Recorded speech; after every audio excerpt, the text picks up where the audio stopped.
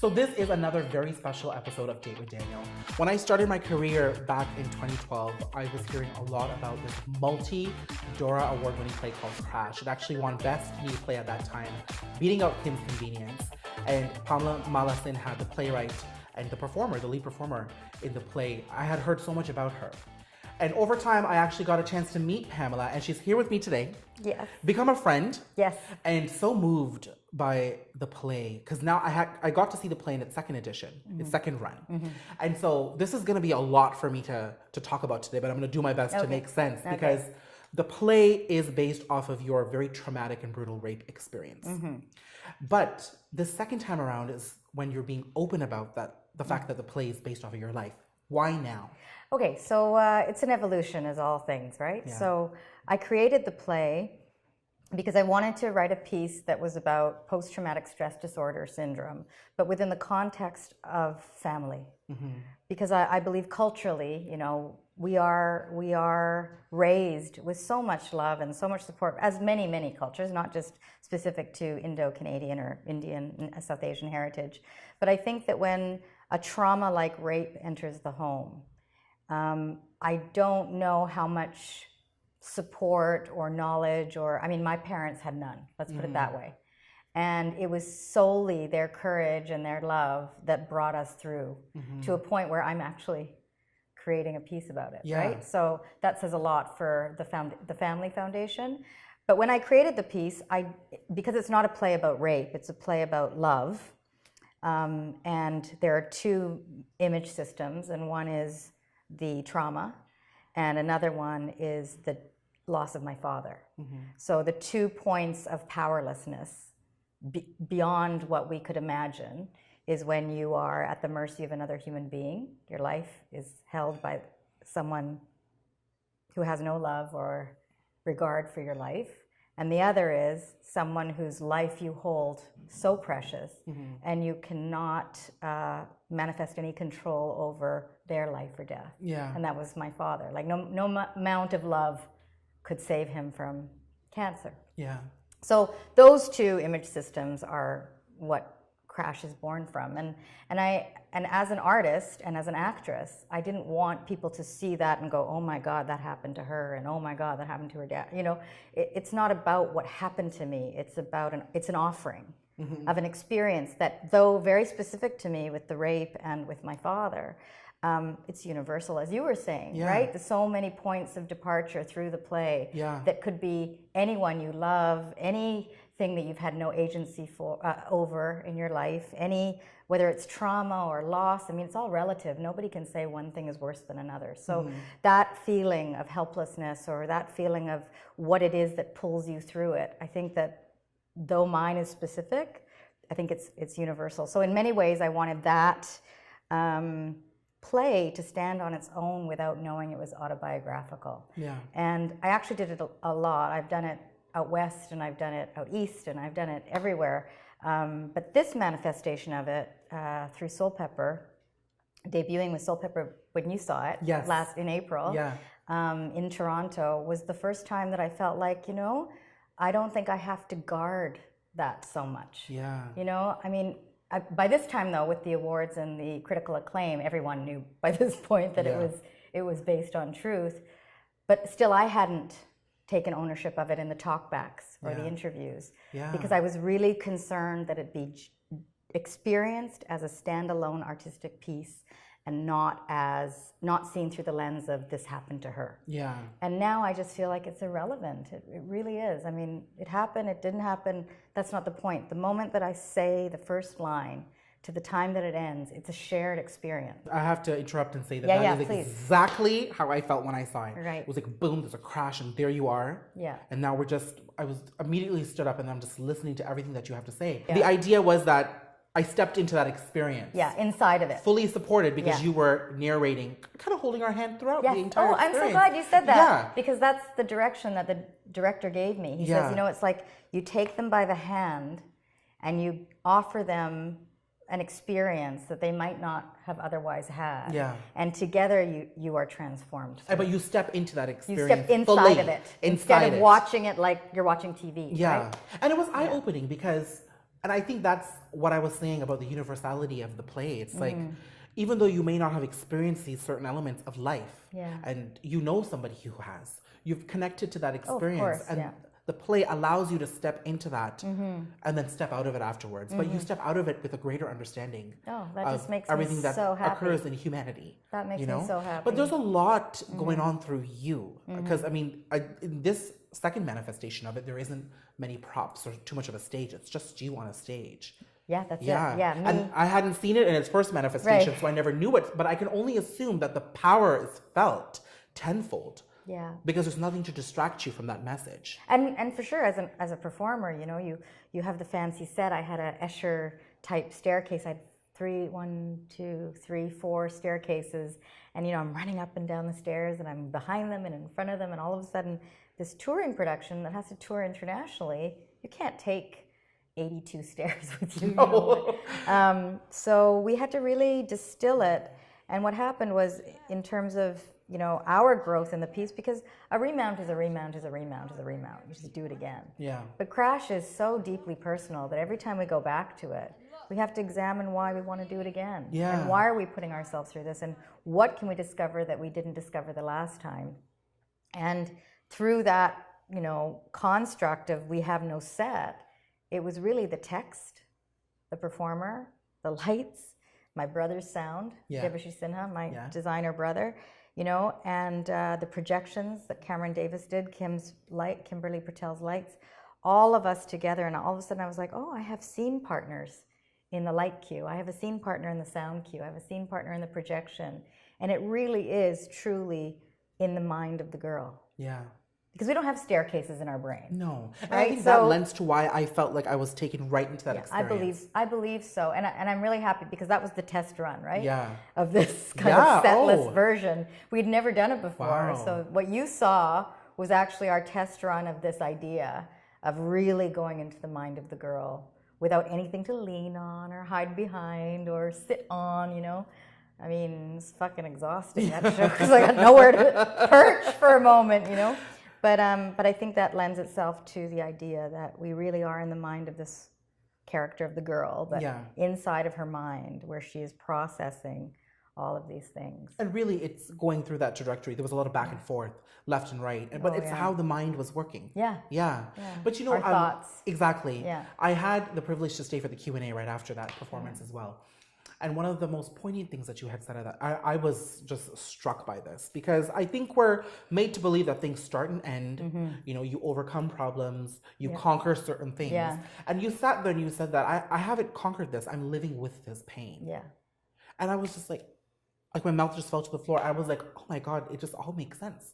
You live with it. Yes. How have you lived with this pain? Well, I think, you know, the beauty of, or the gift of being an artist is that it's all process, right? The show ends and you've gone through something with your audience, and then you go home. With Crash, because it's about post-traumatic stress disorder, or certainly one of the themes is post-traumatic stress disorder, I think it's a very clear example of how that's not true. The lights go up, I do my bow, everybody feels a little bit different than they did when they walked in. Yes. And yet I go home with PTSD. And it'll either show itself to be loud that night, or it'll be quiet, or I'll barely hear it, like it's a hum, or it'll be the thing that makes me not able to get out of bed till I have to show up to the theater to do the show again. Like, I have no idea what it's gonna be. And I think that that's what I mean by you live alongside of the thing. You know, there's no resolution. There's no closure. You don't have closure for, I think, depression. And I think many, many people are suffering because they feel like they are weak or don't have the courage or the medication or the therapy or whatever to feel better than they do. And I think that it's really a step-by-step thing, and there is no goal in sight. I just live with it. And it's like walking alongside of your shadow. You know, it's just there. And sometimes it makes itself known and sometimes it doesn't. But once I let go of this idea that I could fix myself, or that I could conquer it or recover, this idea of recovery and healing. Maybe some people would say that this piece is a healing. Maybe it is. I don't know. I'm not going to judge it. That's the thing. I've let go of that. And now I feel like walking alongside of it makes me feel like I'm much more able to deal with it than I did in those years. Very, very difficult years where I lived in denial of it. Yeah. And I suffered, and my life was risked, and there was so much in denial that my parents went through and that I went through, and I just don't want to live like that anymore. Yeah. It's an impossible thing to fix this. Yeah. You know, whatever it is, and I'm not talking solely of stranger rape when someone breaks into your home and takes you hostage, as was my case. I'm talking about the people who can't get out of bed and say, I have no reason to feel this way. Yeah. Nothing bad happened to me. Why can't I get out of bed? Those are the people who I stand beside and say it just is, and what do we do with it? How do we learn to cope better? That's the journey. How do I cope with this in a way that I can be in the world and I can be and meet my potential of the person before this happened? Yeah. How do I meet her? Well, she's gone. Who I was before that night when he broke into my apartment is gone. I'll never be her. So how do I live with what I have, despite it, because of it, or alongside it? And I've chosen alongside it. Yeah. You know, I kind of fighting back tears as I hear you speak about this, because I came with my friend as well. And when we heard you say that, we could not stop crying. It was like a release. Yeah. Like the pressure of having to get over certain things. Yes. The pressure of having to conquer, the pressure in the work, and the emotions we felt and just trying to constantly overcome things. It left that day. We felt like we could just be alongside whatever we were feeling and be okay with it. And I think listening to you say that made that okay for us. And I couldn't believe what a release it was for us, because we pressure ourselves to feel a certain way sometimes, and it's not always the experience that does that to us. And I think also, like, whether it's us, our own experience, or someone you love, you know, like, what is that age-old battle that we all have when someone is suffering that we love or we care about, and we don't know what to say? Yeah. We don't know what to say to fix it. We don't know how. Well, at least, you know, or, you know, and those platitudes that come out, whether we know it's happening or not, that you'll be stronger because you can only bear what you can. You're given what you can bear, and, you know, this will make you a deeper, stronger, more soulful person, or whatever the fuck it is, right? Yeah. You just let that go, and you listen. You be present for that person. And your courage and your love is manifested in your presence. Yeah. And your ability to hear them without trying to make it better. Because you can't make it better. Yeah. Nobody can make what happened to me better, or what happened to that person who can't get out of bed better. It just is. And there's wisdom in just being present with it. And then it doesn't have to fight so much to make itself known. Yeah. Because it's already validated. Yeah. You know, you've validated it. For yourself. You don't need external validation. Yeah. You know, and when you let that go, like, I don't do my show so that you'll learn something. You might hate it. You might walk away feeling nothing. You might walk away completely transformed, as, you know, about a certain idea like you have with that particular idea. I don't know, but my job is not to control what you leave with. My job as an artist and as a survivor and as a daughter, because so much of it is about my father, all of that is I have this opportunity to offer it. And you have come. Yeah. And that's what makes me cry, that is such a gift, to take something that is absolutely and completely meaningless. There is no meaning in what happened that night to me. Like, there's none. This crash doesn't make it meaningful. Nothing makes it meaningful, but maybe it becomes a little less meaningless in doing it. And we're talking about the relevancy of the audience here. It's so powerful, because you're offering a story. Yes. But somebody has to take that away. Yes. And then that's where it becomes a little less meaningless. Yes, yes. What has that reception been for you over the years in its first and second manifestation? Phenomenal. Yeah. Yeah. I mean, I have to be completely full transparency. I was fucking scared to death, right? Because all of a sudden I'm thinking, okay, I have a career. I've been on ER, Traders, Newsroom, lots of prolific shows, done tons and tons of theater on stage. And all of a sudden, they're going to know this happened to me in that room. Mm-hmm. How are people going to perceive me? How are people going to respond to me when I see them in an audition? You know, my parents' friends, you know, all of this stuff. And it's just been incredible. It's been such a humbling experience to realize. I mean, I know theoretically that I'm not alone in this and that we all have our traumas and our, you know, our losses and our grief. But just the extent to which that is true was pretty mind-blowing. Yeah. I mean, to walk out of a show, the first year when I did it for the first run, we were 3 weeks run, we were sold out for the whole run, and I'd walk out of the theater and the entire audience would be on the street, you know, on Queen Street, waiting to talk, you know, and I was just like, wow, this is It starts incredible. conversation. It does. That's what it does. Big conversation. Because we had a conversation with my friend that it sparks a conversation. Yeah. It gets you thinking. Yeah. And I don't think anybody who would step into the theater to watch this would just leave being like, oh, what an amazing play. No, I shouldn't even say that. No, it's always been tremendous. Yeah. At least not even supportive because they see themselves in it, you know? Yeah. The letters and the emails and the conversations that I have are very little to do with what they saw happen to me and a lot to do with what they've experienced. And this is why doing Crash in New York is so extraordinary. Yes.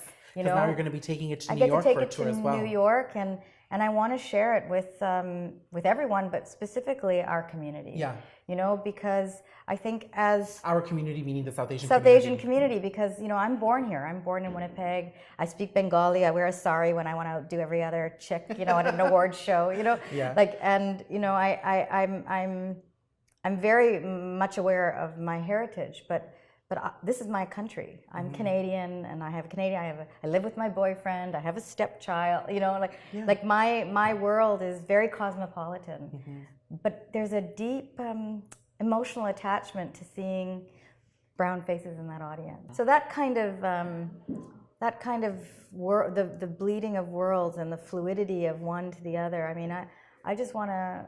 And I mean, I don't know, maybe I'm not going to the right plays or something, but I seldom see brown people on stage talking about their lives. Yeah, but I think it has to do with the idea that it's a very conservative culture.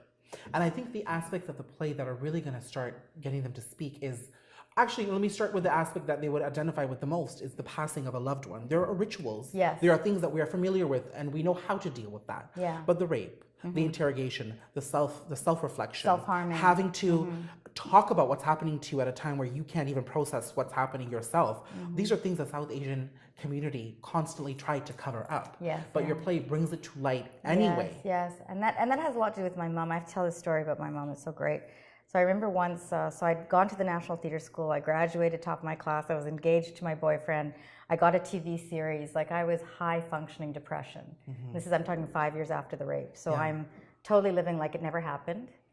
My parents are just, please go to therapy, quit school, let's do therapy, because they were just like, we don't know how to handle this. And I'm like, no, I'm gonna kill myself if you don't let me go to theatre school. I'm gonna kill myself if you don't let me, you know, move to Toronto and live on my own and be in a TV series. Like, you have to allow me to live in denial, which was very extraordinary because my parents were against that and wanted to bring it out. And I was like, no, we're going to sit on this. Yeah. And when it finally combusted and I had my breakdown and I went to the hospital in Los Angeles that I talk about in Crash. Yeah. And everything came to the surface. I was diagnosed with PTSD. I went back to Winnipeg to live with my parents and did full-time therapy, right? And it was during that time that I remember I confronted, when I think about this, I just can't even believe I did this to my mom. I remember one day and her friend had called her and she hung up the phone and I said, why don't you tell Auntie Luella what happened to me? Because, you know, she was suffering. She was, you know, just had her and my dad. And I said, you're ashamed. You don't want to tell them what happened to me because you're ashamed. And she looked at me, I'm going to cry. She looked at me and she said, you think I'm ashamed? And I said, well, why else are you not telling your friends? Like, you need friend support. You need support. You can't just be there for me. And what is stopping you? You know what she said? She goes, because if they know, they all have daughters your age. And you know what they're going to do? They're going to lock their daughters up because they're going to think that by doing that, they could prevent what happened to you. And that kind of immaturity, I will not let you be a victim to, because they're going to look at you and think that that happened because you went to study acting in Montreal. You didn't live at home. You didn't, get married to someone of our choice. Yeah. You went off and did your own thing, and this is what happens. And I will not let them pity you. Yeah. And I will not let them lock their daughters up. So I will be quiet until you speak your truth, and no one will dare pity you. And I've had the pleasure of meeting your mom, and she is that amazing woman. She is. But look at the power of a South Asian woman saying that. And she was right. Yeah. Because crash is that declaration. It's so. But like that. I think it's just speaking to your point that we don't speak about it. And now, of course, this is like more than 20 years ago. We need some tissue. I think we need some tissue. I think more than 20 years ago, it was very different than it is now. I think the young people now, and the 21-year-old, and this happened to me when I was very early 20s. So I think that thank you. I think that now it's a different world, right? Yeah. So I think that that may not be the case now, but I just think the more we speak about it and share it, and the number of people who feel less alone. I think if that's the point of art, the point of this interview, is that someone who's watching it feels maybe a tiny little bit less alone in their experience because I'm speaking about it, because you're speaking about it, then that's the point, isn't it? Yeah, it is. And my mother felt very alone, because she was. Yeah. Now, unfortunately, the world is such that there are too many people who understand what I'm talking about. Yeah. I'm going to end on this note because I think that's exactly what Crash does. Yeah. It gets everybody on the same page. It does. It just puts you in that experience, and it makes the unknown known, and it gets people talking about things that are uncomfortable. And I think when we talk about the way your mom held you accountable to your truth, I think that's what happens when you leave, is that you're held accountable to your own experience. Yes. And you kind of get put, at least I was, put into a place where I'm like, how am I going to deal with this now? Right. I have a choice in this. Right. Yeah. And I think that's the power of Crash. It's empowering. Yeah. It's ironic that a piece about grief and things that are beyond your control is actually the offering of what you said. Yeah. I think you said it beautifully, is coming to your own truth. Yeah. And the specifics have nothing to do with it. No, it's just the feeling of it. Yeah. Yeah. Oh, thank you so with much, all my Pamela. heart. Thank you. Thank you. Thank you.